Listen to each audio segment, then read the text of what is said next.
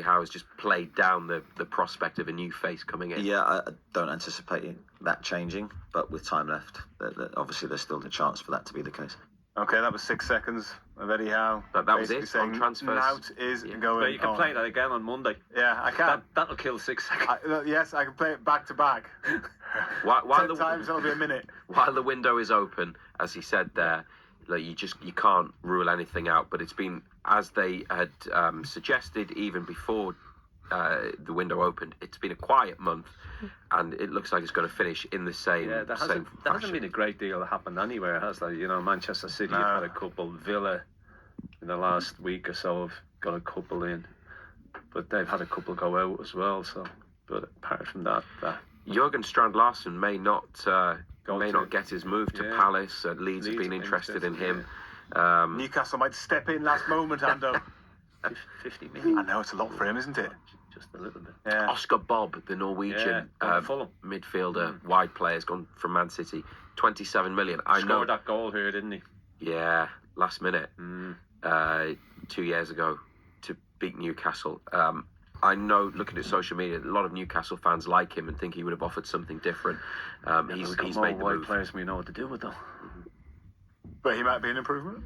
Well, he would be different. Yeah. And he will. Yeah, and he's the right age as well, isn't he? You know, he's still a young boy, and but Manchester City have put a clause in, haven't they? If there's a big sell-on, they get a lot of money out of it. But I think with them bringing Semenyo in as well, I think his game time was going to be limited a little bit as well. But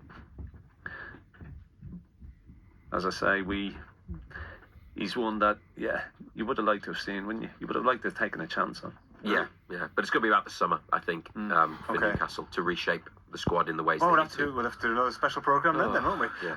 And so looking ahead to the Liverpool match again, then I'm disappointed really Alexander Isak isn't playing, because it would have been interesting, wouldn't it? I mean, the away fans would have enjoyed. We would have been apologising for the there might have been some for the some certain language used the lyrics towards of the chants. Industrial language. Yeah.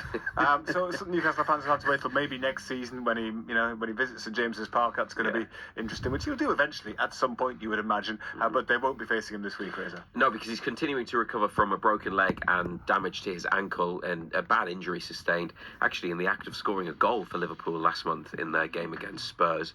So he's out and could be out for a couple more months. It's a relatively long-term injury. It's a bad injury. The last time the two clubs met, which was in August at St James's Park, Alexander Isak was actually still a Newcastle United player. He was still on the books, but he was also on strike before getting his move to Liverpool on transfer deadline day. Now that night at St James's, there was, there was something in the air. There was clearly some tension between the fans, and that had obviously been played out online on social media over the summer as well.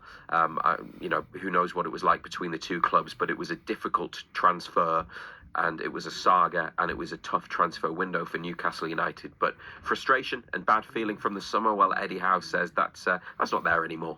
Well, certainly not on our side. I think we're just preparing a game of football. I think all of